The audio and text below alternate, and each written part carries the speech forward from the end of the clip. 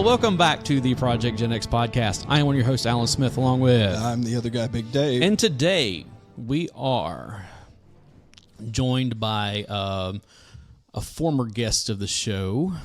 I guess he's a friend. Thanks for that. Everybody, you remember Corey. And Corey, you know, because when you have friends, then that means that you can use them for what benefits you.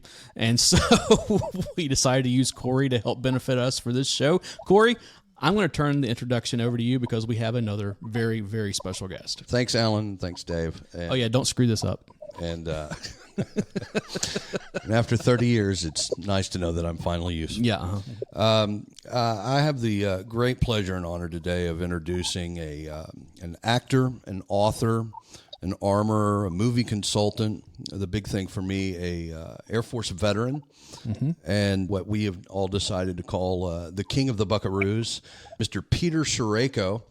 And if you hearken back to 30 years this past December, that would be the anniversary of the movie Tombstone, which we have decided is the most Gen X Western ever made, in my opinion. And I think the guys would agree with me on that. Peter played Texas Jack Vermillion in the movie, and it's kind of interesting because I've watched the movie, you know, countless times, like many people have, and you know, I enjoy, you know, Kurt Russell playing Wyatt Earp, I enjoy Val Kilmer playing Doc Holliday, but there were two characters that always stood out to me. They, no offense to the other actors in the movie, but they just seemed the most legitimate actors, particularly for a Western, and that was Mr. Peter Sherayko and, of course, Buck as well. And I'm happy to introduce Peter Sherayko. Peter, how are you today? I'm alive and well. I got up this morning, I felt like a 22-year-old, but I couldn't find one.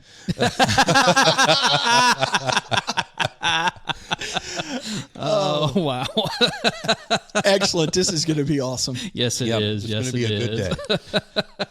Well, thank you for joining us and speaking with us for a little bit. I have to say this is one of my favorite movies, and if I'm flipping through the channels and this thing is on, that's where the TV stays. And if anybody reaches for the remote, I tend to stab them in the back of the hand. So I love this movie, and thanks for being here today. Oh, my pleasure. Yeah, as I always say, I can't say that Tombstone is the best Western ever made, but I don't know of any that's better. Yeah, absolutely. I like that. Yeah, that's absolutely correct. I guess we're just going to kind of jump right into this because, you know, we planned so well for this thing. And go ahead, Al. I see that. Once again, we are extremely thankful, and it is a pleasure to have you here. I'm just going to start off even before we get into the movie Tombstone. I was just wondering, how is it that you got into acting? Like, was it something that you just kind of thought of, like when you were a kid, like, hey, that's something I want to do, or was it something that came to you later on? Well, first of all, I didn't want to work for a living. That is a very good answer right there. Alan's very good at that. Now, actually, when I was a kid, I grew up, I was a kid of the 50s, and there were Westerns on all the time, so I watched them all the time. And, you know, one of my favorites was Rin Tin Tin with Rusty, and I remember telling my friends, oh, I'm going to be on Rin Tin Tin. And I was always impressed with horsemanship that I saw on the movies and the gun handling that I saw in Westerns. It always impressed me. And then guys like Roy Rogers and Rin Tin Tin that had dogs on there. So I have a German Shepherd. I've had German Shepherds for years. I can't live without one. And I have horses. I have 5 horses right now, 2 burros. And I just came in from playing with my horses a little while ago before we got on the phone here. Well, no, cool. How long, man, were horses always, like, did you grow up, around horses? I mean, like on a farm or a ranch or something, or was it? No, I grew up in a little farming community in ride a horse the way I ride, shoot a gun the way I shoot, New Jersey. Where else? That makes perfect And sense.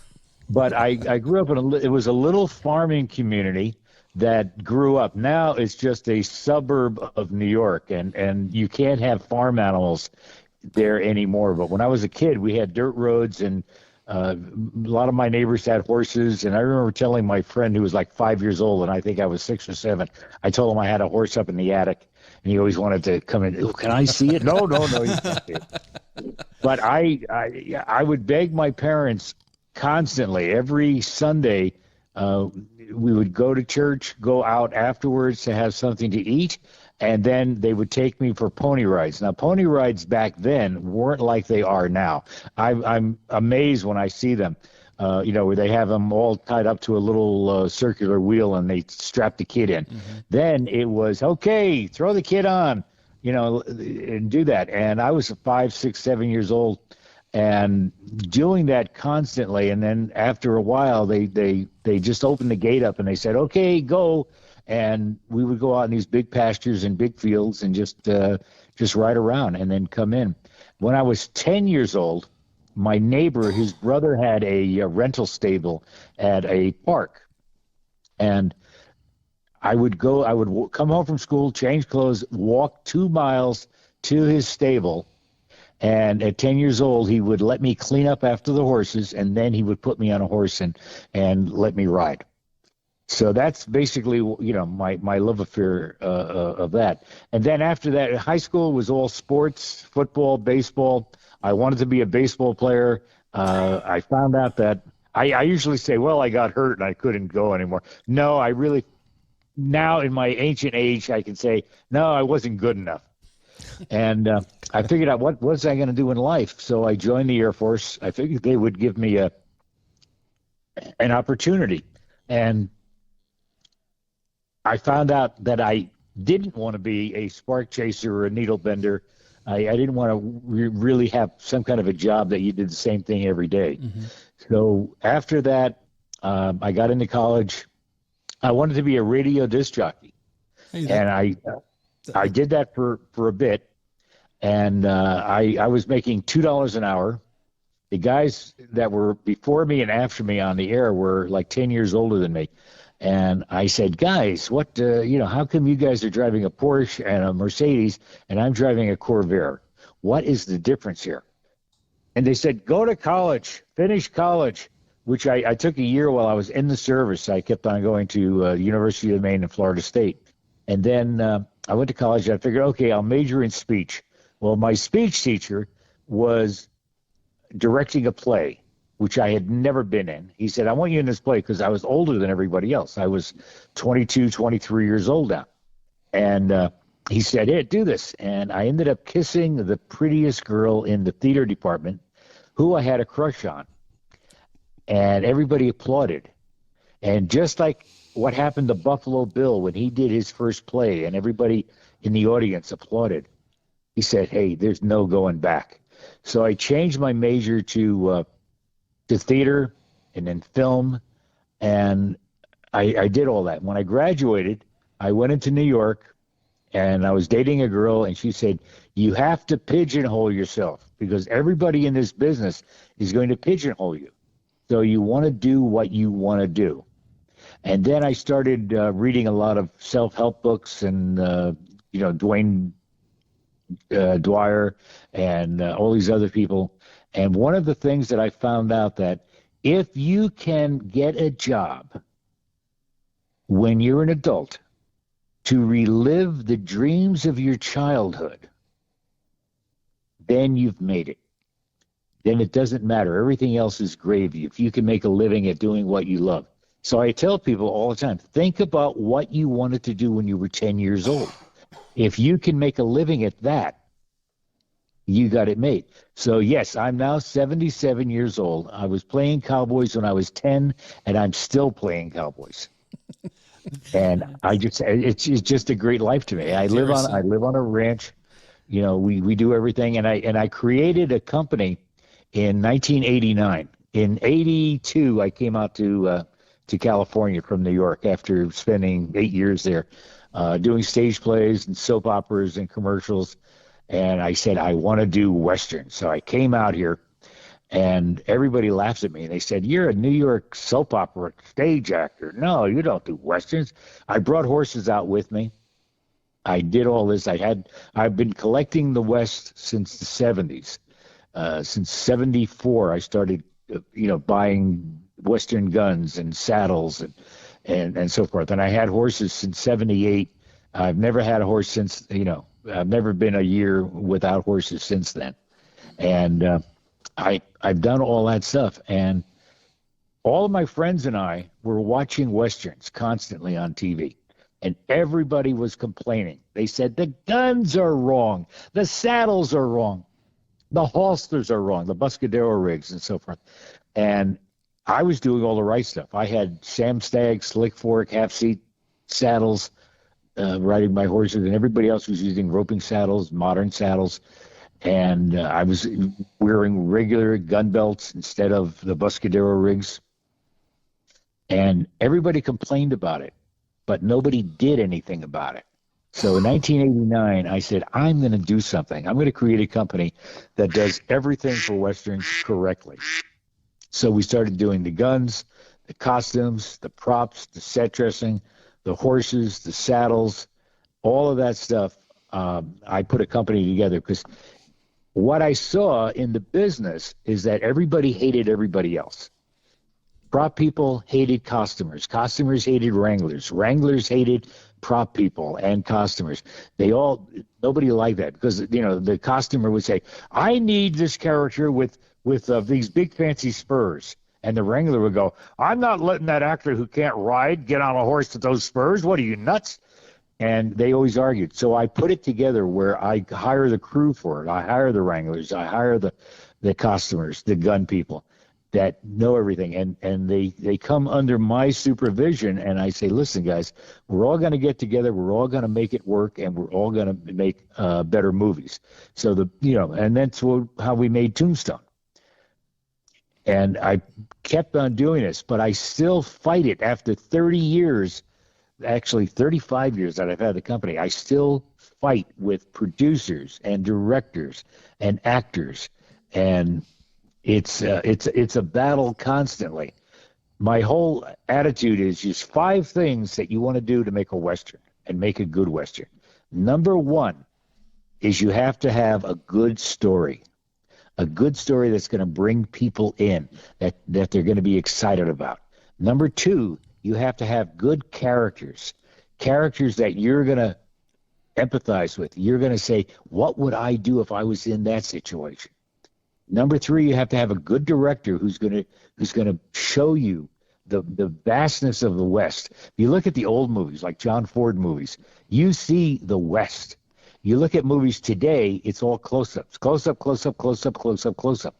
You don't see the magnificence of the West in today's movies. And then number 4, you have to have, again, actors that are going to bring to life. If everything was in a script, then you don't need to make a movie. So the script is there. It's a foundation. But what an actor has to do is bring that different character to life, make something totally unique about that character. And number 5, and which is what I do, is bring the right stuff in. If you look at a movie made in England, they keep the details there. But if you look at a Western, almost everything is wrong, and it doesn't matter. If a lot of people compare Tombstone to Wyatt Earp, mm-hmm. but Wyatt Earp had Buscadero rigs. Wyatt Earp had modern saddles. Mm-hmm. The new movie that Kevin Costner's doing right now, I understand that he has the right saddles in it, and I understand they have the right gun belts in it. So what I did was I created a Frankenstein. I created a monster that everybody is now trying to emulate and trying to copy. They found out. They didn't think about it at the time. If you look at the money situation, and that's what everybody looks at. Tombstone made $65 million in their first couple of months of coming out, with people seeing them over and over and over again. If you look at Wyatt Earp, Geronimo, and The Quick and the Dead, all came out at the same time. They all made $18 million. So I'm talking to a producer one time, And he said, "Oh, who knows what's right? What? 1% of the population?" And I said, Yep, you're absolutely right, 1%. I said, but we have 330 million people in this country. If 1%, that's 3.3 million people. If they go to see your movie once and spend $10, you just made $33 million. And his eyes lit up, because that's what they're looking at. They're looking at the bottom line. And that's how we do things. Well, I want to say I appreciate that, because growing up, my father raised me shooting and firing firearms and making me a big fan of history. And he raised me on shows like Have Gun Will Travel, Gunsmoke, all the John Wayne stuff. And I love all that stuff. I'm a big Westerns fan. And when I start seeing the historically accurate equipment and all that, it kind of makes me light up a little bit. So it kind of makes people look and say, "Oh, wow, that's cool." You just saw it in a museum. We have so many museums around the country. You can see them. And then when you see the movie and it's not the museum quality, you go, well, something is wrong here. Most people can't point it out, but they feel there's something wrong. I'm glad you mentioned Have Gun Will Travel. That I got to tell you a story on that. When I was a little kid, like all little kids, I grew up, of course, with the Universal horror movies, Frankenstein and Dracula, and so forth. And again, when you're 7 years old and you're going to sleep at night, and I remember calling my father one time and into my room, and I said, there's something in the closet. There's something under the bed. No, there's nothing there. He looks in the closet, looks under the bed. There's nothing there, because I saw the curtains moving. Well, we had radiators, which had heat coming out of them, and that was moving the curtain. And I said, well, there's something there. And then years later, we were watching Have Gun Will Travel. And Paladin is in the middle of the desert at night, and he's sitting by a fire. His horse is in the background. And my father's looking at it, and he goes, "You see him? He's not afraid of the dark." And I said, "No, and he's got a Colt 45. That made me interested in guns." Yep. I also will do it. I also understand you've got a armory that I'm quite jealous of. Don't be jealous of it. Just make a good start. I have about 1,500 period guns. Jeez. Wow. That I keep on buying. I just bought a collection from the family of a gentleman who died, who was a friend of mine back in the 80s. We used to go to, I used to see him at gun shows, and we would wheel and deal.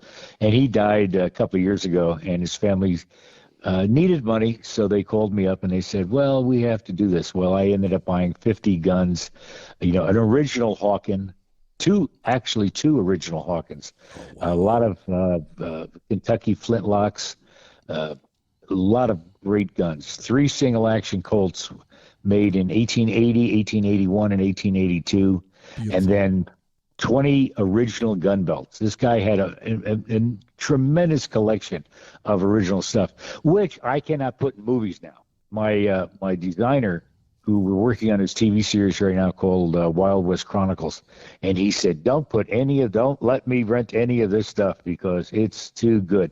And that gave me an inspiration now that as I get more and more stuff and do this, eventually what I want to do when I start to retire, that'll be the day. Don't ever do that. I would like to make a good quality museum to show people what we're doing. That's why I wrote the books. That's why I wrote Tombstone, the Guns and Gear. Because everybody always argued, well, he had this gun, he had that gun. I said, I know what they had. I designed them all. I gave it, those are all my guns. Yeah. So I wrote the book on it to straighten people out. And I still have arguments with people. Well, no, he didn't have that. I said, he did have it. That's what I put in there. What's the matter with you? Yeah, actually, I am the horse's ass. Mouth. Yeah, Corey's actually got 2 of your books here, and I think he's going to loan them to me so I can read them because I hadn't had the chance yet. The Fringe of Hollywood. Yes. The Art of Making a Western. Yeah, I wanted to show people, how to do this. And people have told me, they said, well, you're giving all your secrets away. You're giving that. And I said, yeah. And then a producer can do two things. He can hire a guy who read the book, or he can hire the guy who wrote the book. There was I went in a couple of years ago to an office for a meeting with a producer, and he had bought the book, and he didn't connect me with the book.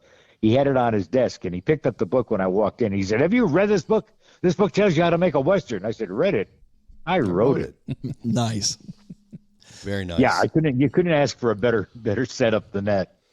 So, getting to Tombstone a little bit, was Jack Vermillion the role that you went out for, or were there several roles that you went out for? How did you end up in that role of Texas Jack? I didn't go out for any role. Okay. I knew I was going to play a role.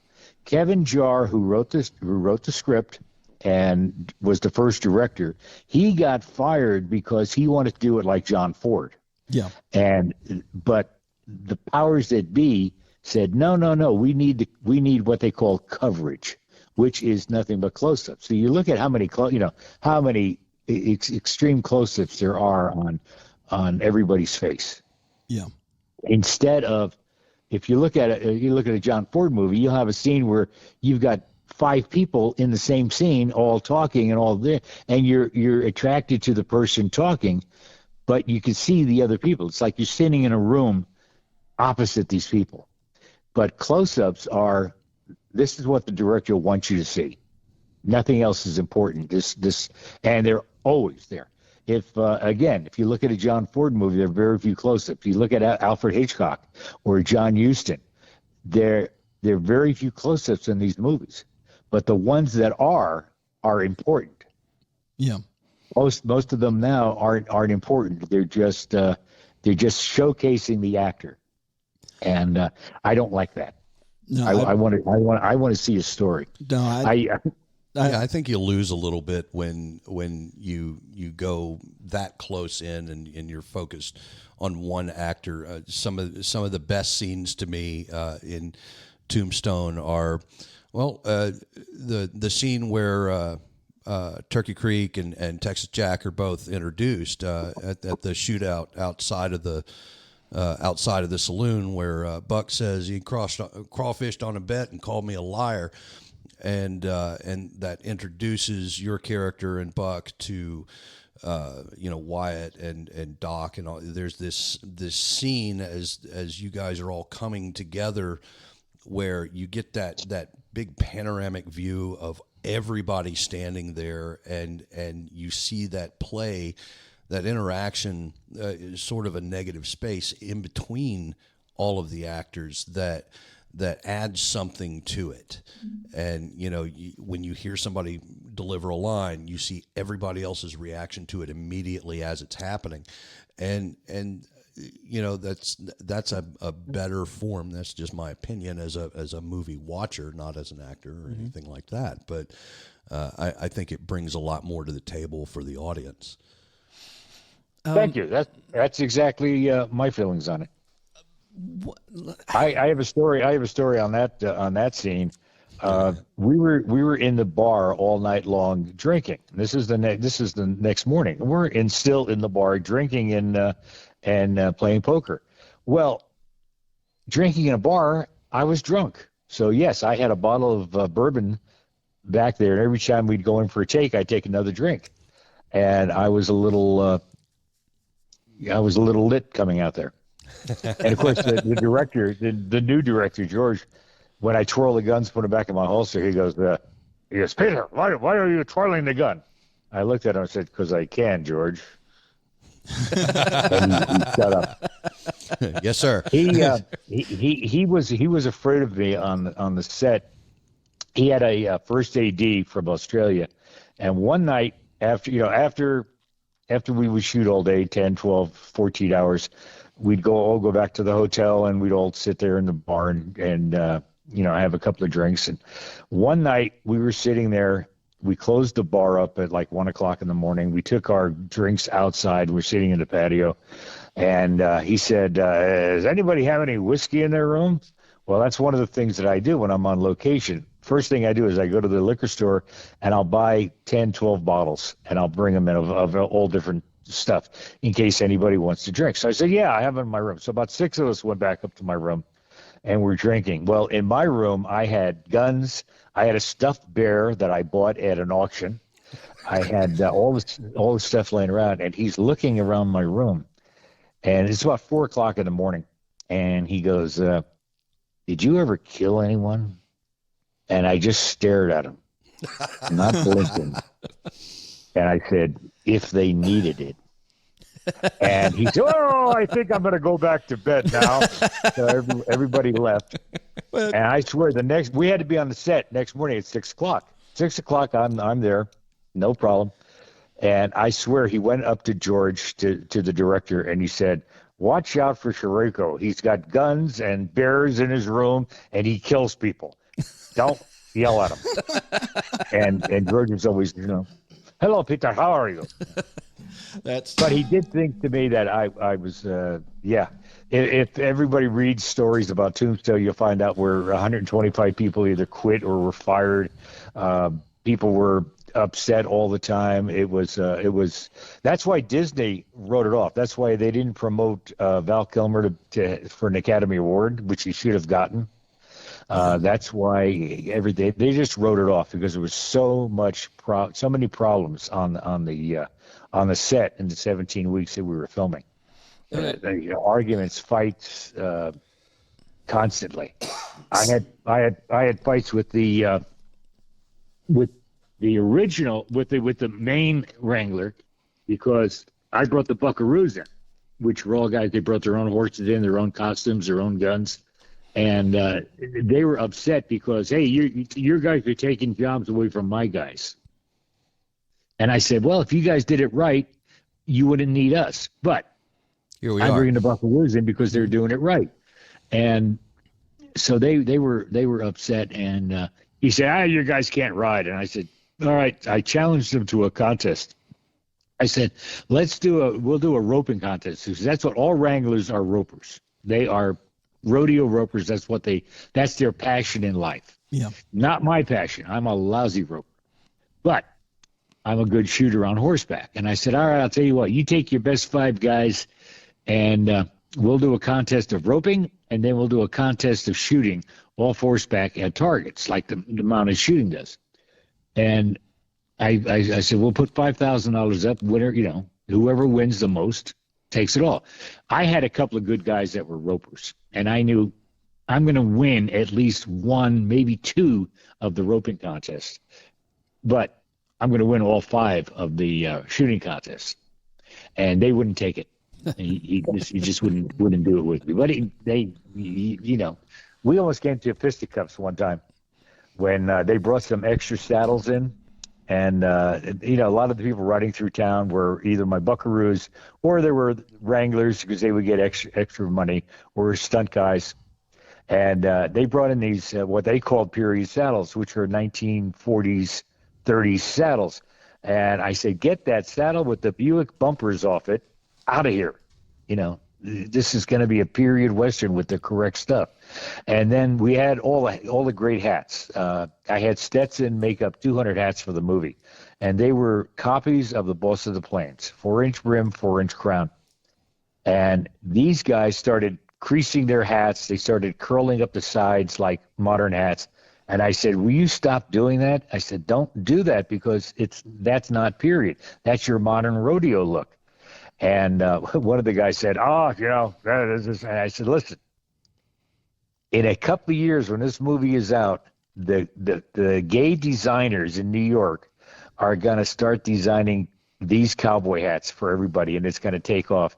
And just like if you go to a rodeo, everybody has the same hat on. Yeah. And I said, in a couple of years, everybody's going to be wearing this style of hat because the gay costume designers are going to be saying this is the right thing to do. And they were even more mad at me. But that's the story of life. We have fun with it. I have fun with it. So you mentioned kind of, that a lot of people came and went on this set. Obviously we're not trying to get you to spill the tea on anything here, but what was causing the chaos? I mean, what was it, just from the top down, or was it just, or what? From the top down. Absolutely. Okay. I'm guessing part of that has to do with the quick and sort of sudden change in director and See, the director Kevin wanted to do it right. He wanted to make something that nobody's ever done. That's why he hired me for it. And again, that's why he was either going to give me the part of Turkey Creek or Texas Jack, and he didn't figure out which one it was. Kevin kept a lot of secrets. He kept a lot of stuff to his, he wore it close to his vest. And even though I worked with him literally for a year while he was writing the movie, and he would write 5-6 pages, and then he'd call me up like 11 o'clock at night, and he'd say, "Come on down to my house." And I drive down. He lived in Hollywood. I was an hour away.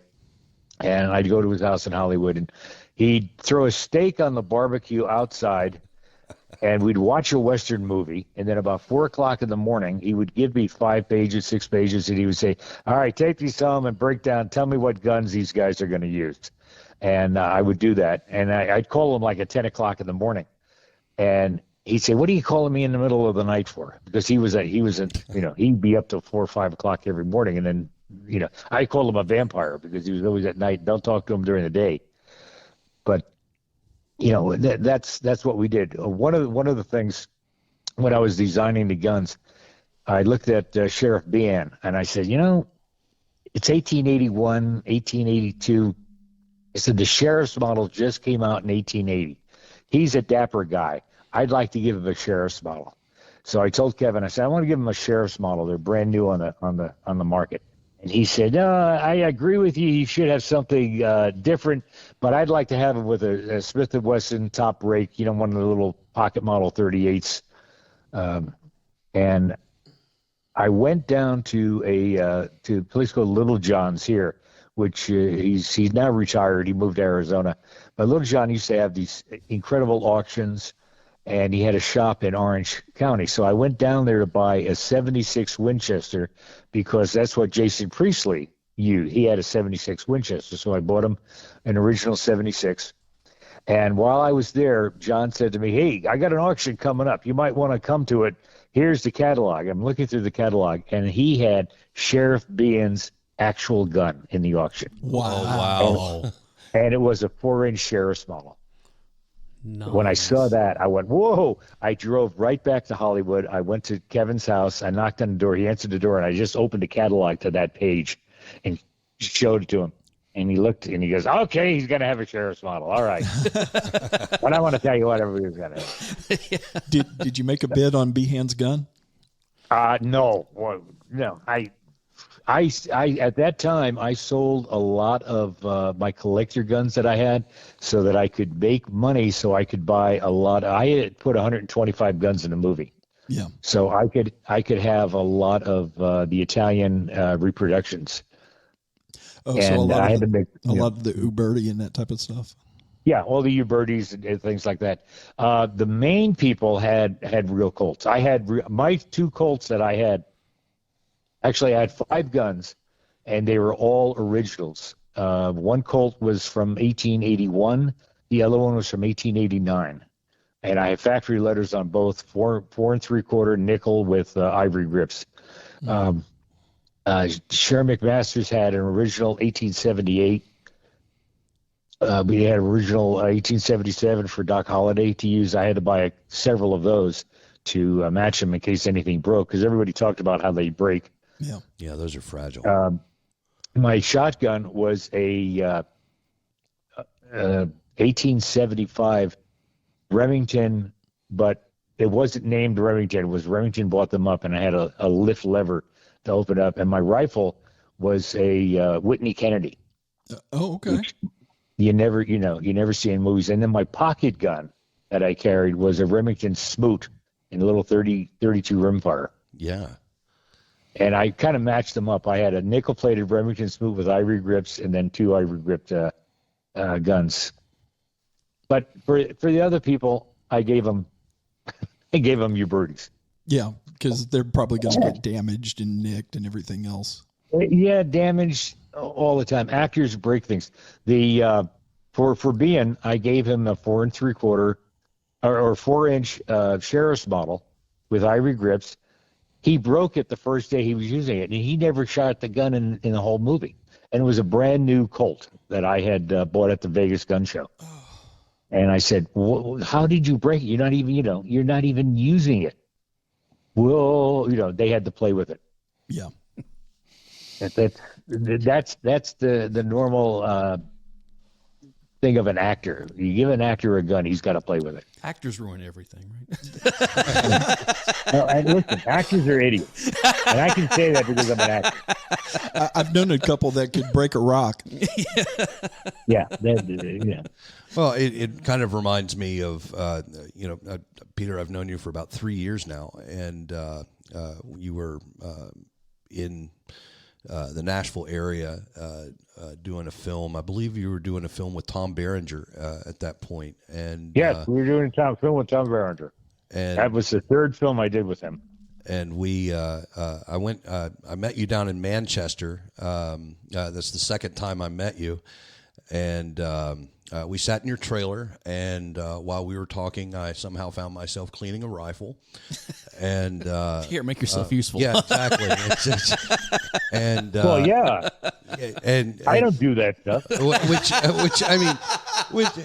Which to be fair, I had no problem with that at all. I don't mind doing that stuff, and I shoot enough in my personal life that I have to do it all the time anyway. But I remember one of the actors coming up, and he stepped into your trailer, and he was just on the first step, and he had this sort of forlorn look on his face, and he was like, he looked at you and said, Mr. Sherayko, and you're like, yeah, what? I broke it. I think I broke it. And he was holding a 73 Colt Single Action Army. Oh, no. It was one of the Italian repros, but he explained what he had done. He had it at half cock, and then he eased the hammer down, and it caused the cylinder to lock up. And I remember taking it and fooling with it for a second and getting it fixed. And you were like, "Hey, let me see that." And I handed it to you, and I'd fixed it, and you kind of gave me a nod like, "Hey, good job," and handed it back to him and said, "Don't play with it anymore." And he was like, "Yes, sir. Yes, sir." And you could see the relief on his face that he hadn't like permanently destroyed this firearm, this prop. And I enjoyed that moment for some reason. I just kind of watching that interaction, and being a little bit of a part of it was kind of fun too. But and I enjoy the pocket watch you gave me. What a wonderful watch that is. Oh, my stepdad Charlie was so excited to hear that I was having the opportunity to meet you, and he said, "Hang on just a second." He went downstairs and came back upstairs and said, "Give him this. Tell him he can use it in a movie. It's a period piece. It's a railroad pocket watch, sterling silver." Nice. And so first time I met Peter when it was February of 21, and it was there was about 4 inches. Holy mackerel! That was 3 years ago. I know, right? Holy mackerel! You're saying that, and I remember you coming back and telling me, and I was like, that was like last year, wasn't it? Yeah, right. I guess not. There was about 4 inches of snow on the ground, and in the time that I sat with you and talked in the hotel room, there was an additional 6 inches of sleet. And your comment to me was, "This is why I live in California." and then I took you and Jerry to your first Waffle House experience because it was the closest thing, so I have to ask this question: what did you think of Waffle House? Of course. Well, I didn't see a fight, so I was disappointed. That's absolutely the best answer ever. That's perfect. I'm not going to lie. We love us some Southern hibachi around here. Yes, that's Waffle House is a way of life, but you are correct. You haven't really had the Waffle House experience until you've seen a fight. So. Jerry is armoring right now in the movie in Kentucky. Oh, okay. I was going to go and do it, but I couldn't. I was here, and I had another show that I just finished doing, a live stage show that we did at the Gene Autry Museum with Bruce Boxleitner and Lee Purcell and everyone else. So I was asked to do this a couple of months ago, and I said, well, I might have this movie in Kentucky. And they kept on pushing it back, and then they finally called. We finished the rehearsal, and I got a call from the director saying, "Okay, I want you to come out and do this." And I said, "Well, I can't get out there until actually yesterday is the first day I could have gotten out there because we were finishing the show on Tuesday." And I said, "It takes me a couple of days to drive out." And I said, "But I sent Jerry out with the guns last week." And he just talked to me this morning. He said, "Yeah, we're doing 14-hour days." And I said, "Well, I'm glad I'm not there." It's up in Cave City at that amusement park. That's actually my old stomping ground. I'm originally from Glasgow, just over the hill. Yeah. So that's where he's at. And I tell everybody else, I had two cousins visiting me last week. They're out of Canada, and they came down and they visited me, and it's beautiful here. And I said, I don't want to live anywhere that the temperature is lower than my age. Yeah, no, I get that. And my 50-year-old knees tell me every time that the temperature is getting ready to drop. So, yeah. I know. I'm in pain every day. So yeah, and I can tell when the weather is changing. Oh, okay. So, taking a little step away from Tombstone here. Another movie I watched, I believe I watched this before I understood your involvement in it, but Bone Tomahawk. Fantastic movie that I could only watch once. Yeah. Hey, listen, tearing the body apart shocked me too, and I was there. That was, and that's the exact scene that I have in my head where I watched that, and I was thinking, I got to give them credit the way they did it. Not only the special effects, but some of the sound effects and everything else. I watched when I saw that scene. I paused the movie. I stood up. I walked away for a minute. Got a drink of water. Came back in, sat down, and watched the rest of the movie. And I kind of with the understanding, it's like this is the last time I'm probably ever going to watch this movie. The effect that it had on me, the one thing in that scene that stood out is when they first bring down that big bone axe on the guy. You hear and you just know it's like that's that sort of that resignation of yep, it's over. But I mean, what did you think about the movie altogether? I mean, that's I have never seen those two particular types of genres combined, where it's a Western and a horror movie, and it is something that really stands out, and it stands alone. It stands by itself. Well, I was. They had already cast the movie. They were already going to do it. The people were out in New York. The head guy was out of Dallas, Texas. They had already done that, and then they lost everything. And the head guy came out to California here to scout, and we were doing a movie at Paramount Ranch, which has since burned down. And we were doing a movie there, and he met one of my buckaroos, and he said, "Oh my God, everything looks great here," because we do again all the costumes, the horses, the set dressing, the props. We do all that stuff. And he goes, and he just said, "Just go see Peter over here; he'll take care of everything." And he went to see me, and that's why they made me an executive producer on it, because I gave the whole look of the movie. Well, it was amazing. I mean, the visuals on that, even outside of the scare factor, just the costumes, the conduct, what the actors brought to it. I'm a stickler for detail. Like you mentioned much earlier, was people watch and they don't know, and then there's that 1% that they absolutely know is like, oh, that's not period. That is. I'm kind of like 1% outside of that. I have a pretty good grasp on what's accurate and what isn't, but I still have a few things where I'm not like you. I can't look at a saddle and go, oh no, those were made in 1889. This is in 1876. You need to have that one. You need to get that gone. But well, that's why in Fringe of Hollywood, I tell you about the evolution of the saddle. Exactly. And that's one thing. I'm trying to put together a TV series right now that I'm doing. All I'm doing is I've got people trying to raise money for me so we can do at least the pilot. And if I get the pilot done, my agent says, yes, we can sell the series, which is a totally different thing. It's a shooting show. And one of the things, because of the Baldwin fiasco, it's hard to sell a shooting show to the networks now. Yeah. Imagine. But yeah. it's something, it's called Forgotten Guns of Western Movies.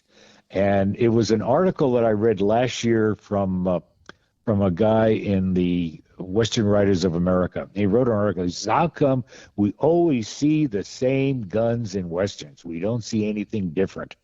And there were thousands of different guns in that period. So I went out to my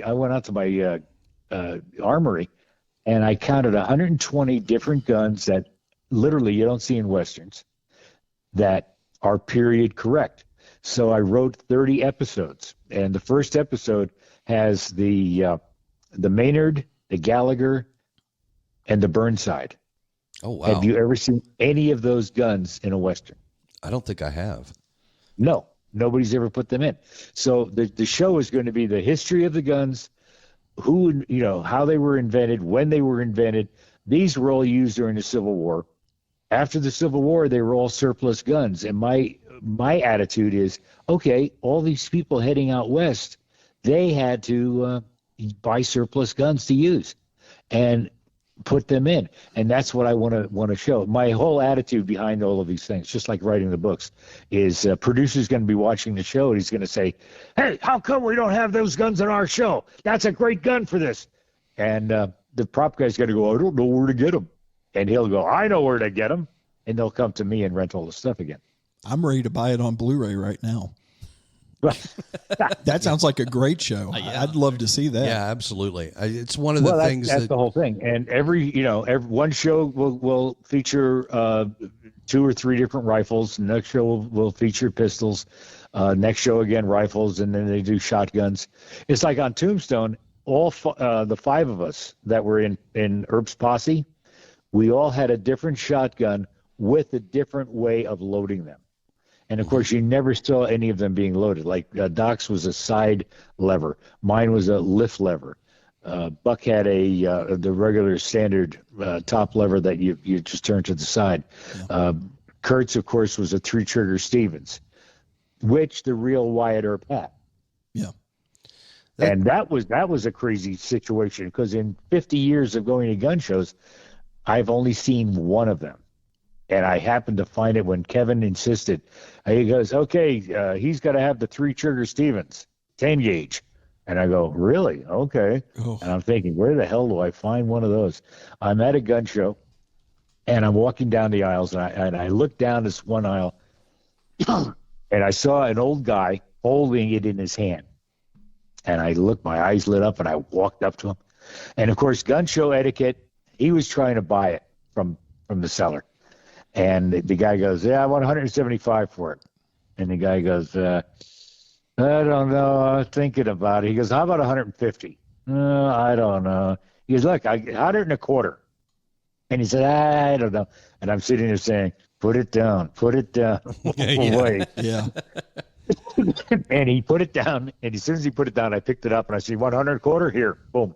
And I bought it. Then I had 2 extra stocks made from a place in Warsaw, Missouri, that was making stocks. I think they're out of business now, but they made those in case we had a broken stock or something, because old guns, stocks break all the time, especially when they're on horseback, especially with actors. Excuse me. Bless you. Bless you. I think I was somebody must be working around here, because I'm allergic to it. You know, it's one of the things that I think this is one of the more subtle things that people don't pick up on in the Westerns. You know, most Westerns you watch, you know, whether you're, you know, talking about stuff that was made in the 90s like Tombstone or you know, the old John Wayne movies, or everybody for some reason always has the, you know, Colt 73 single action army, and that was just not historically the way it played out. I mean, those were $25 guns or $30 guns, and that's that was pretty much the no frills version, and $25 that's a couple months pay on average, if not longer. People made $1 a day. Yeah, so you're making $1 a day. You go out and buy something. It's like, well, this will do at least for now until I make it rich. Mm-hmm. So the guns sold most in the West was the British Bulldog. I have a nice Belgian copy of one of those. I'm sure you have about a dozen. Little 44 Bulldog caliber, and that was the most one. It's one of the things that we talk about Billy the Kid. I had a holster maker make an exact copy of the Billy the Kid's holster. Oh, nice. And a friend of mine, George Lehman, who's written a lot of books on Remington rolling blocks and so forth, he found a original British Bulldog. When he bought it, it sold originally at an auction, at a barn auction in 1928. And he eventually got it. He took the grips off, and on the grips inside is written, I'm having my senior moment now. Who's the guy the rancher, the English rancher who befriended Tunstall. Billy the Kid? Yeah. Tunstall. John Tunstall. It was written, Yeah.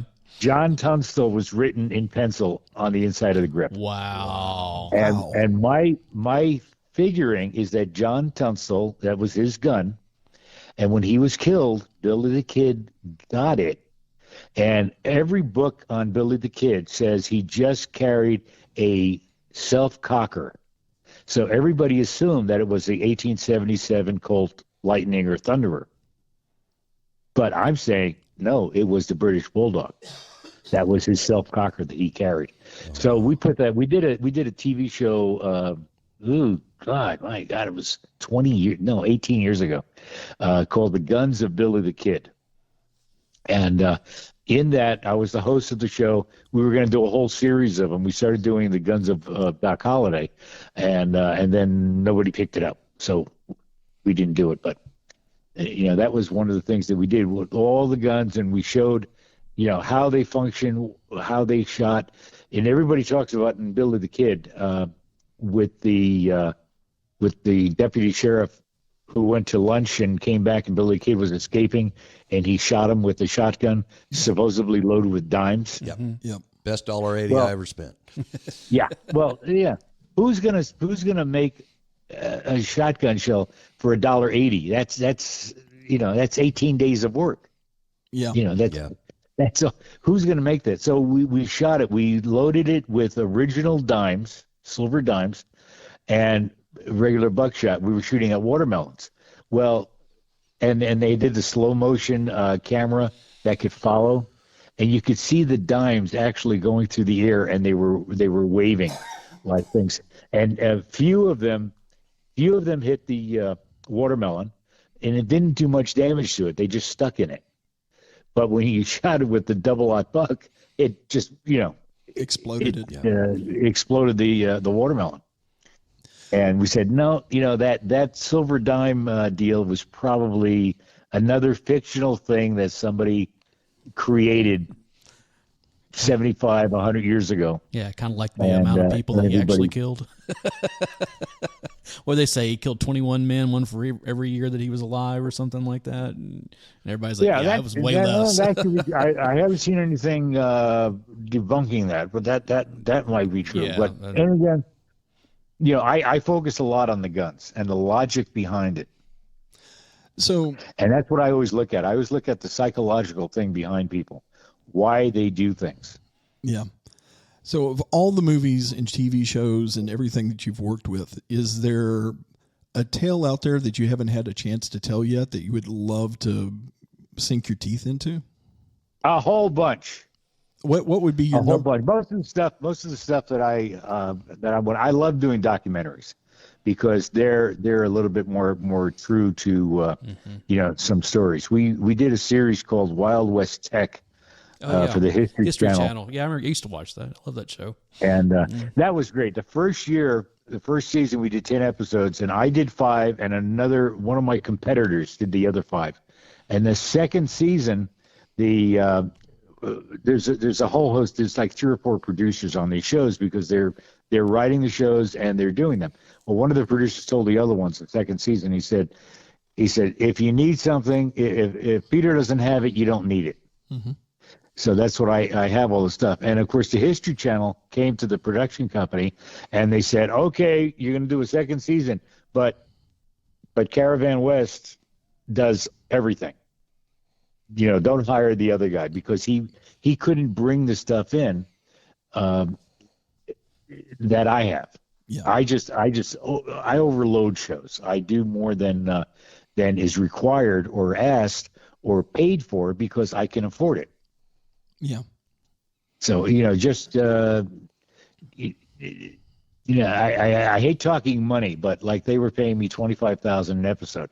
So I was bringing in stagecoaches, all the props, all the set dressing and inundating with everything. And yeah, at the end, I was making maybe $7,000 or $8,000 per episode. I was bringing all the people in. They were giving the other guy $25,000, but he couldn't get anything unless he rented it, and it would cost him more than that to do it. So he kept on doing less and less until they saw the difference in the quality. And quality is where it's at. Mm-hmm. Mm-hmm. Yeah, quality and quantity. That's what we have. It goes with my whole motto. And you may use it for your show if you'd like. To copy me, you got to be good. To equal me, you got to be great. To surpass me, you got to be kidding. That's awesome. I love that. Yeah, we're writing that down. Yeah, most definitely. Well, I mean, next question. Yes, next question. Don't ask me the same question twice because I don't remember how I lied the first time. I understand. You and Alan would get along well then. Okay, I've got one. Okay. Going back to Tombstone. Is there anything about Tombstone other than what you've covered already about doing close-ups versus the the wider shots? Is there anything in the movie Tombstone that you would have liked to have seen happen that didn't? And I know that's a loaded question, but I would have liked if they didn't take all my lines away. Oh no! What happened there? That was when they fired Kevin and they brought the new director in, and we were stressed for time. We were stressed for budget. Everything was they figured they lost 4 weeks. We were only going to shoot originally 10 weeks, and we ended up shooting 17 weeks. So they went way over budget. So Kurt, who, if you hear the stories that he actually directed it. Mm-hmm. And told George what to do. Kurt did actually take over. He was all over the place, and he kept on saying, "Well, the story's not about these 5 guys. The story's about Doc and I. Give us all their lines." So they emphasized more on Doc and Wyatt than they emphasized on the other guys. So they took all our lines away. They took Kurt Russell's lines away. I'm not Kurt Russell. Powers Booth and Michael Biehn. They cut their scenes, they cut their lines, they cut their stuff. And one of the great stories that I always have is I walked into the bar one night, and Powers Booth and Michael Biehn were arguing with the director, Jim Jackson. They were arguing with him and saying they want their lines back, they want this back, they want that back. And Jim said, I can't do it. No, and they left in a huff. Well, I sat down next to Jim, was going to buy him a beer, and he looked at me and he says, Pete, don't ask me for your lines back. I can't give them to you. And I said, Jim, don't worry about it. I said, listen, Ideal Toys was here on the set today, and they saw me in my outfit, and they said, that's such a cool outfit. We're going to make a doll out of you. And his eyes lit up like, wait a minute, this is I got to get a piece of this. And I say, yeah, but the funny thing is when you pull a string on it, it doesn't say anything. Nice. Nice. Go ahead. Yeah, no, so I had no kick about it. It was one of the first A movies that I did. I'm the king of B movies. Of the guy that I just worked with, he said, yes, I'm poverty row westerns, because we've done over 1,000 shows in the last 30 some years. You know, whether not totally and not everything, but some parts. And most of the westerns that we make, like the one we did in Tennessee a couple of years ago, they're all, $1 million budgets and less. And they go straight to video. They go, you can see them 3 months later in the $5 bin at Walmart. But I love, here I get to ride a horse and shoot a gun, play cowboys. Why not? Yeah, that's all that matters, right? Yeah, and I make a living at it. Not only, the acting pay is not that great, but it's good enough to keep my pension and welfare and everything else going.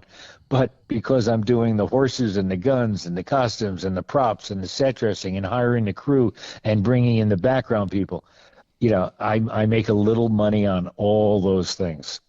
And I was interviewed by a radio show, a year ago, 2 years ago. And they said, how come you're working all the time in a business where people aren't working all the time? And I gave them an example. Now, this is only not the actual numbers, but say you have a project and you got to do the guns, the costumes, the props, and you have $2,000 in your budget to do all that, and you want to do it well. So you want to go to the experts. Now, an expert in each field on a scale of 1 to 10 is a 9. So you want to hire 5 experts. And the 5 experts they come in at $900 a piece. That's $4,500. You can't afford that. You only have $2,000. So they go to the mediocre guys that know the job, but they don't know the period. So they're going to bring in Buscadero rigs. They're going to bring in all this stuff. And on a scale of 1 to 10, they're a 5 because they know their job. But that's $2,500. You're still over budget and you're not getting the right stuff. So they come to me. On a scale of 1 to 10, I'm an 8. But I say, listen, I'll give you 3 items for free. I'll charge you for 2. Now they're paying me $1,600, and they're saving $400 on their budget. They're coming in with quality, under budget, and I'm working. And the guy said, well, you're only making $1,600. I said, yeah, but the top expert is only making $900. I'm still making more money than these other people. Yeah. So, up to whatever the budgets are. But that's it. And I love what I'm doing. I don't like working 14 hours a day. No. I enjoy doing it. That's why I like to hire the people. But I'm there all the time. I'm first on the set and the last to leave. That was one of my professors when I was in broadcasting. He was like, always be the first one there, the last one to leave, and be willing to do anything. That's it. That's the whole secret, because I want my goal is to make a good Western that everybody wants to see and say, wow, I've never seen this before. Oh, I want to see this. There was a TV series back in the 70s, and I remember watching it, and they would have over the titles, they would show you paintings of Charlie Russell. Excellent paintings. And they would do that over the titles. And then the last picture they would show, they would fade into, say they had 3 actors on horseback, they had three guys in this picture. They would fade into that, and they would be a copy of the photo of the painting that they just had. But they're wearing modern cowboy hats, Buscadero rigs, modern stuff. And I'm saying, didn't they just see the damn picture of painting by Charlie Russell? Mm-hmm. It showed you what you're supposed to be. And here's a they tried to copy it, but totally with all the wrong stuff. Yeah. And there was a series that was out in, I think, 1986 about a group of outlaws, and they're being attacked by the posse, and then they get, the lightning strikes, and they all appear in the modern day. They're supposed to be in Houston, Texas. And they walk into a bar, and everybody's looking at them in a bar like they're kind of weird, strange people. But they're all dressed the same way that the people in the bar are dressed.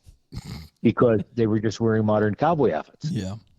And I said, well, the guy wrote it right.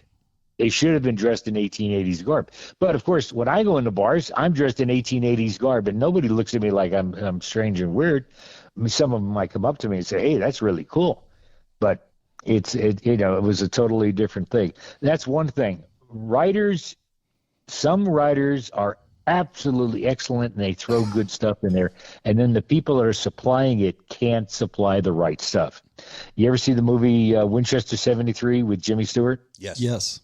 Okay, it's a wonderful movie, great movie. But there's two parts in there. One where the guy shoots the gun trader, and he finally falls over. He was already dead by the Indians, but he finally falls over, and he throws his gun down, which is a 92 Winchester, and he said, "These Henrys, they're no good." But it was a 92. And then when the Indians are attacking the cavalry guys with Jimmy Stewart and the other people, Steve, who was the boyfriend of Shelley Winters, he's holding a 92 in his hand, and he said, "I've got a Henry." The writer wrote in Henrys, but they didn't have any Henrys to supply. Yeah. And that's the problem. There was another show that I didn't work on because I upset the star, which is called Cheyenne. It's about a girl doing this, and the star of the movie, I won't mention his name, he came out to my place, and I'm gonna outfit him with a gun and gun belt, and I'm putting all these right gun belts on him. Mm-hmm. And he said, no, I want the low hanging one that ties around the leg and things, so I can do fast draw on it. And I just looked at him. I said, "That's Hollywood queer stuff." I said, "I don't do that. I do right stuff." Gotcha. Well, I upset him. So I don't know. Maybe he was gay. I don't know. It doesn't matter. But So I've got two more things, and we'll probably have to wrap up a little bit after this. And this is just something I read. I don't know if it's rumor, if it's true, or whatever. But I don't care if it's a landlord. In Tombstone, you can look at most of the actors, and it's said that everybody had time. They grew their mustaches out, and had everything ready and set up. Of course, Sam Elliott. You never see him without one, except for every now and then. His mustache is more famous than he is. Yeah, it's and everybody tracks Sam Elliott's age by the color of his mustache, and so everybody has these. Doc had the nice, kind of a fine, sophisticated mustache. Of course, Sam Elliott's the opposite of that. He's got this big, huge handlebar mustache. But it's rumored that one actor did not have the time to prepare for doing it, and I think I know who it is, if that's actually a true thing. So they had to have like a prosthetic mustache. Yeah, they glued on a mustache on him. Yeah, that was everybody grew their own facial hair, except this one actor who was working on another movie just before that, and he was clean shaven, so he didn't have enough time to. Who was that? I believe it was Sheriff Bean. Oh, okay. I was wrong. It was either Sheriff Bean or it was the mayor. Oh, Terry O'Quinn? Yeah. Okay. Yeah, it was either one of those two guys. I don't remember exactly who it was. Okay. That was 30 years ago. Yeah. You've slept Yeah. since then. Yeah. Slept a little bit since. And I didn't go around saying, "Is your mustache real?" Yeah, well, that's fair. See, I always, no disrespect to him, but I always thought it was Kurt Russell. There's a couple of scenes in the movie where they're doing those close-ups that you love so much. And I can see, it's like, oh, it looks like they added a little bit there. There's one scene where Maddie is in bed and she's, stoned out of her mind on laudanum, and it's when Wyatt wants to talk, hey, how about we just, leave this burg and, go live on room service. And, Oh, yeah. And she kind of laughs at him like, what's wrong with you? And then he's just laying back and thinking and staring at the ceiling, and you got this nice overhead close-up shot of him, and you can see this very distinct line in his mustache where it's like, oh, look, they missed a spot, So I always just, I don't know. As far as I know, he grew his own mustache. And Fair enough. Same thing he had in Bone Tomahawk, and same thing he had in The Hateful Eight. Yeah. As far as I know, everybody except Terry O'Quinn or the other guy, or the sheriff. Okay. And the sheriff's the guy who broke the gun too. So. And the last thing I have is kind of a separate thank you. When we first met, I was working on doing a photo shoot that was supposed to be potentially for a firearms manufacturer that manufactures Western-style firearms. I was looking for a location, and you turned me on to a location. And shout out to Linda if she ever hears this. Thanks for letting us go to historic Collinsville and taking up a weekend after close and taking almost 100,000 photographs in that period of time. Well, that's what I like to do. I like to help people out. If people, need something and I can't supply it, I probably know who does. And I do that on a lot of shows that call me, and they'll ask for some strange thing, and I say I don't have it, but I know who does, so I'll give it to them. This one show just called me. They wanted a jail wagon, and I don't have a jail wagon. I've got eight wagons out here, but I don't have a jail wagon. I said, you can take one of them, and I've got jail bars. You can, your crew can make it look like a jail wagon. But they said, no, we don't have the time for that. And I know one company that has a jail wagon, and I just turned them on to them. So, yeah, did I make any money on it? No. Did I do anything on it? No. Am I part of it? No. But I helped them, do whatever they had to do. And I do that all the time because I want to see shows that are better. I want to see shows that I like. Well, you weren't there with the photo shoot, but you were definitely a big part of it, and all of us that were there, either in front or behind the camera, certainly we're grateful for your insight and your input. And the other thing that was really relevant to me is the 2 days that we were there doing photographs, we had a lot of different firearms. We had a couple of a few 73 single actions. I had an original Henry, a reproduction 1860 Henry. We also had a couple of Spencers, and we had some nice firearms and nice specimens, and with that comes the safety factor of making sure that there's no live ammo and things like that, and I took on that responsibility to make sure that all the firearms were checked in, they were inspected. We don't want to have another Baldwinism. Well, yeah, and you're correct. And the irony of it is that was a Saturday, Sunday photo shoot. The following Monday, literally the day after our shoot, is when the whole Rust issue came to light through news media and everything else. So it was literally the day after we had just finished doing that. And I just, I think part of it is after meeting you and talking with you and spending a lot of time working on that photo shoot project, that it forced that into the forefront of my mind, and maybe it made me add a little bit more caution to handling those things and keeping everything organized so that we could all stay safe. So I wanted to thank you for that as well. You have to look at it, in this business, a lot of 90% of the shows have guns in it, but again, 90% of the actors don't know anything about guns. It's not like it was 75, 80 years ago. It was totally different. If you look at the movies made in the 30s, 40s, 50s, the guys were all good gun handlers.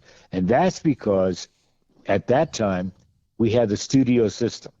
And the studio system they hired actors. They were under contract to a studio. They were working. They got paid every week, 52 weeks a year. Yeah, they didn't get paid much. They maybe made $200 a week or $250 a week, and then they would put them in a movie at that same pay. Well, if they weren't working on a movie, the studio would say, okay, you're going to go and take horseback riding lessons now. You're going to go and take fencing lessons. You're going to go and take, gun lessons. You're going to, whatever they weren't working, they were still working. They were still learning their craft, whether it was dancing or whatever they had to do, so that when they were in the movie, they knew what they were doing. And that was a better system. But Burt Lancaster was the one who ruined it in the early 50s. When he took over for his own, he wanted his own production. That's why you see a lot of actors today with their own production companies. That's why I have my own production company. That's why a lot of actors do, because they don't want to do what they don't want to do. And most movies are done and they want to hire you, but they're not happy with it.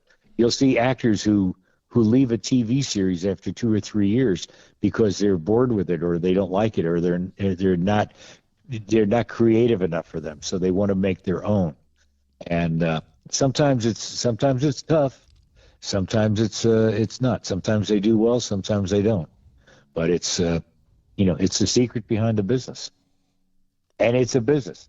It's called show business. You can't have the show without the business, and you can't have the business without the show. Exactly. Well, we would like to thank you for taking some time to spend with us this afternoon. Literally, I could sit here and listen to you talk all day, but I got a million stories. Oh, I bet, and we may have to have you come back on some other time, and we just talk about something. Just say, hey, we just have questions about nothing in general, just life or whatever. And I have answers for it. Or we can just start and go, all right, we hit record. And it's and hey, go. Yeah. Action. There you go. But we appreciate you. As a kid, I was vaccinated with a phonograph needle. That's good. I do have one question. This is going back to something you said at the very beginning of this. You said when you were growing up you wanted to play baseball. And my question is, what position did you play?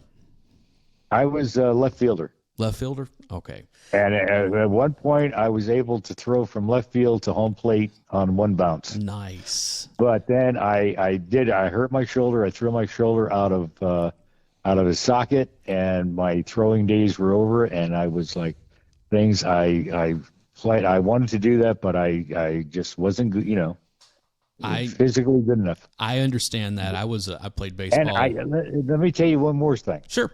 I did not watch baseball until I was 40 years old. Oh, really? I never watched because it hurt me so much that I wanted to play the game. But after I got to an age where, okay, I can't play, I couldn't play anymore, then I watched baseball. I understand that. I had a shoulder injury when I was 12. I was a pitcher, and it never healed, and I couldn't play. Even to this day, I can't throw a ball very far. So, okay, I'm sorry. I'm getting production notes here. So, hey, the year that I did that, I led the league in getting hit by the pitcher. Oh wow! Okay, you lean into it. I crowd the plate all the time. There you go. Yeah.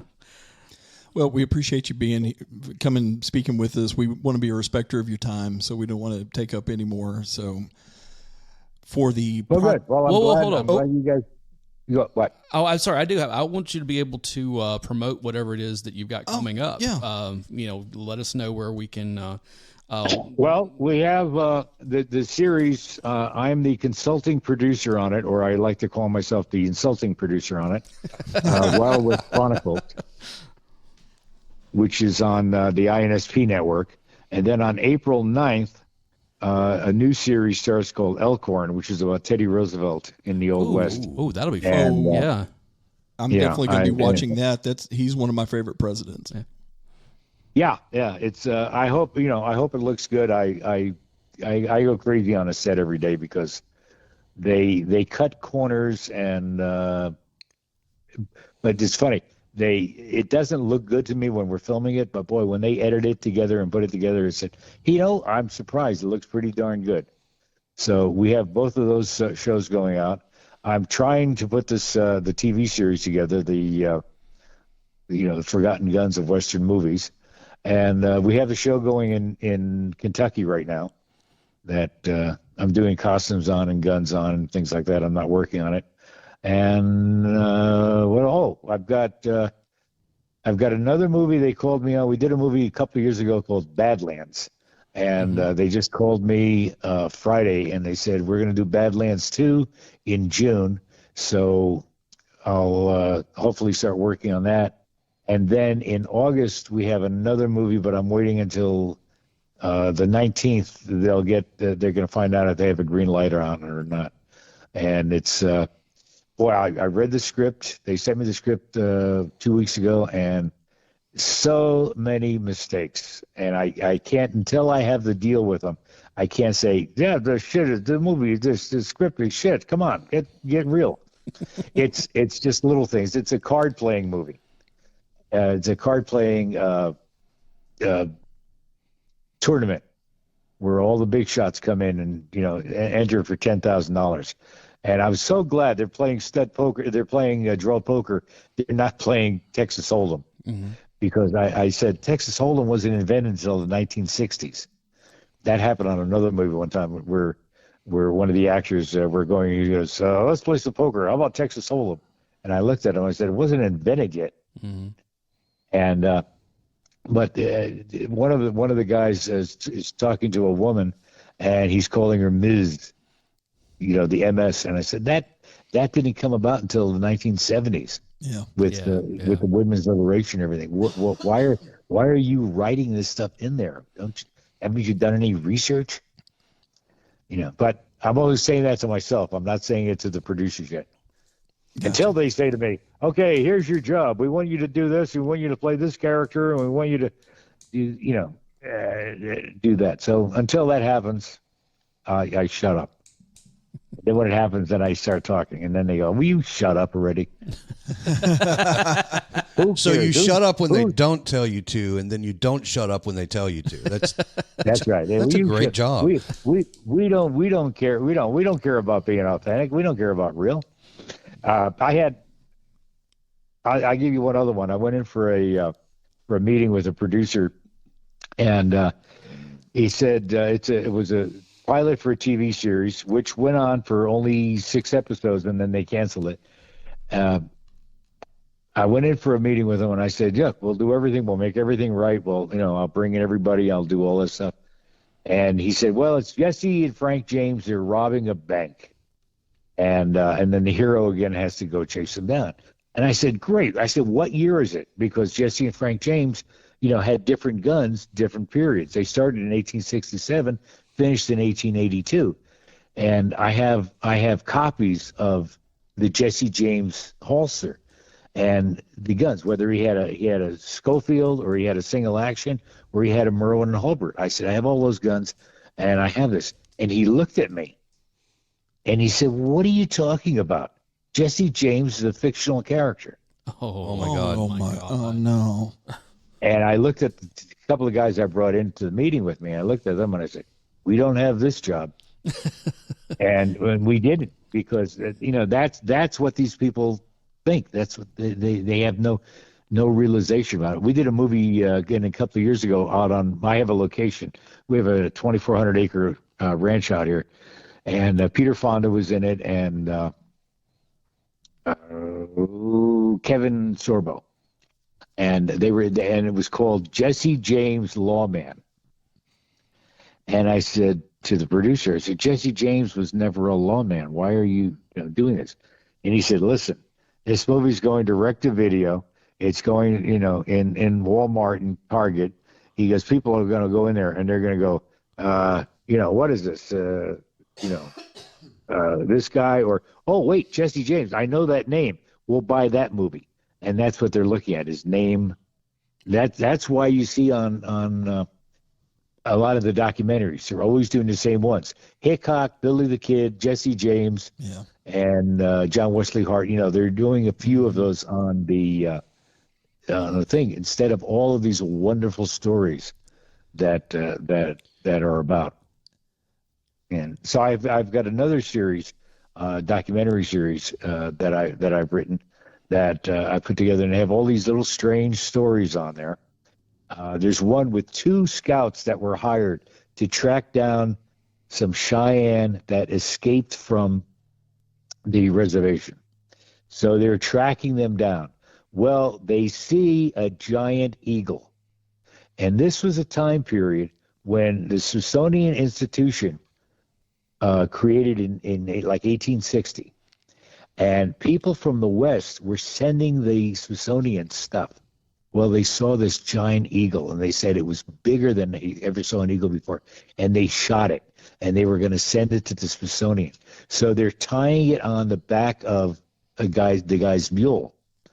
And just as they finish tying it, here come the Cheyenne that they're after over the hill, start chasing them. So they get up and they start galloping away, and the Cheyenne are shooting at them. Well, one of them breaks one of the shots breaks one of the leather thongs holding the eagle, and the eagle is not dead. It came to. So on the back of this guy's mule is this giant eagle flapping its wings, still tied to it, and the mule gets scared, rears up, turns around, and starts running back towards the Indians. Now the Indians see this mule coming at them with an eagle flapping its wings, and they turn around and start running away because they're very superstitious. Mm-hmm. And I said, what a great story! Have you ever seen that story before? These are all stories that I found and writing them. There's another one about an Indian called Strongheart. Now there was I'm trying to think of the name of the boy. I'm going into my old man road here.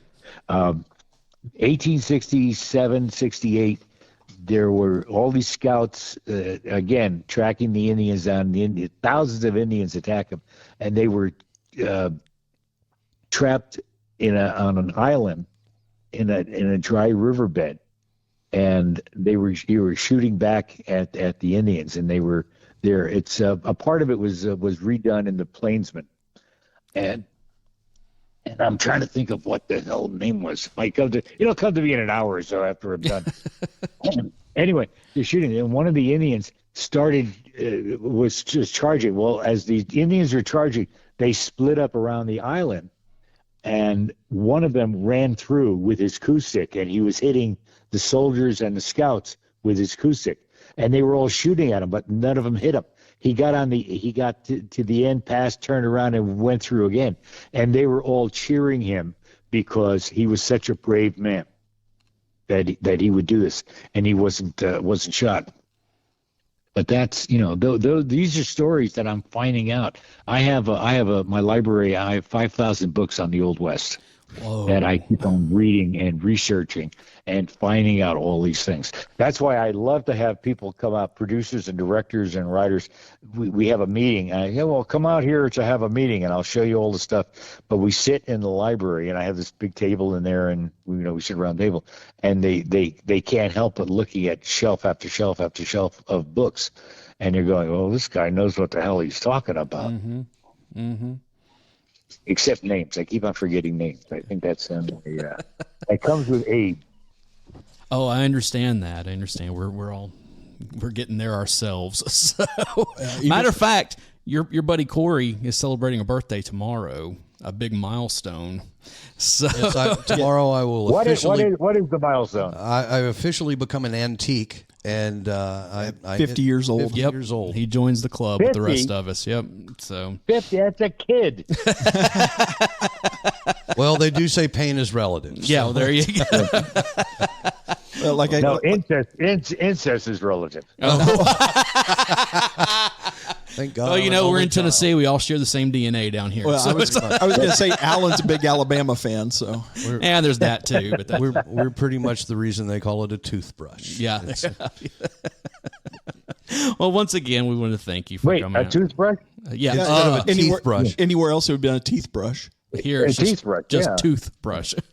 I asked the guy the other day. The guy sent this picture in, and I said, "No, that's that's a Democrat because he had all his teeth. And I asked him, I said, what has 18 legs and 9 teeth? It's the front row at a Willie Nelson concert. We have a similar joke to that. What has 6 arms, 6 legs, and 6 teeth? Third shift at the Waffle House. Oh, yeah, there you go. Yeah. All right. Well, we're going to, before we take up the rest of your day, we're going to get out of here. I do have one more question real quick. No. And this is again, promotional stuff. Do you have any social media that you'd like to direct people towards? Well, they can look at my website. It's caravanwest.com. All right. Well, I will put a link to that in our show notes, and that way people can just go and click there and go right straight to it. Again, thank you so much. We've had a wonderful time. I'm looking at the time here. It's been an hour and a half of us being on this call, and it's like, no, it seems like 10 minutes. Really? So, yeah. And not that we're on any kind of time here, but we want to respect your time. Yeah, exactly. I don't shut up. Yeah. Hey, there's nothing wrong with having the gift of gab. Believe me. Peter, if you ever find yourself back out this way in the Nashville area, by all means, give us a shout. I think we, at the very least. Oh, that's right. Yeah. Say you're in Nashville. Mm-hmm. I'm going to be coming through there maybe in April, maybe in May. I'm not really sure. My partner on the big ranch here, they live in West Tennessee. Okay. So they're here now, but in April they're going back to Tennessee for a couple of months, and I'm going back east. I also have April 27th, 28th, and 29th. I'm going to be at the Cherry Blossom Festival in Missouri. Okay. So I'm trying to figure out my trip all around, because I have my motorhome, or as I call it, my home away from home, and I drive that across country on my little buying sprees. So I'm going to, be buying more stuff. I think there's a lot of flintlocks in Virginia that I'm going to pick up, and 30 guns in New Jersey that I'm going to go pick up.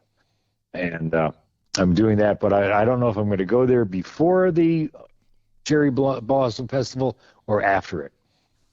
Well, when you find yourself in this area, let us know, and at the very least, I'll introduce you to the guys, and I think we owe you a nice steak dinner. Absolutely. Yeah, and, absolutely. And they have steak at the Waffle House? They actually do. Yeah. Actually, they're the world's biggest sirloin seller, if I understand right. Which is insane, because if you've had their sirloin, it's not that great. It's not good at all. It's probably what the bottom. It has the consistency of the underside of one of your saddles. I'm fairly certain. So, I don't know. I saw a steak there one time. If a good vet could make it walk again. Yeah, they used to call it Walt steak, and I always said, I don't know Walt. I'm not sure I should trust him. Mm-hmm. Fair enough. So, Walt steak and Burt's chili. Yep. That was what it was. So, all right. On that note, Burt's chili is where Walt steak usually ended up after. That's true. That is true. Well, I'm a vegan by proxy. Cows eat grass and I eat the cows. Exactly. Yes, absolutely. Exactly. Saving the world one cow at a time. That's right. I tell my Peter friends, listen, if we weren't meant to eat meat, God wouldn't have made animals out of meat. That's true. It's true, man. I agree with that. So. And on that note, we are going to get out of here. Thank you once again for joining us. Again, if you go down in the show notes, you can find links to all of our social medias, as well as all the information that we have here for everyone. And we will be back very soon with something. We haven't figured out what we're doing. We may have topped here. We may have. This might be it. We're just like, well, we can't get any better than this. So. And the last shameless art of promotion, I will say this on Peter's behalf.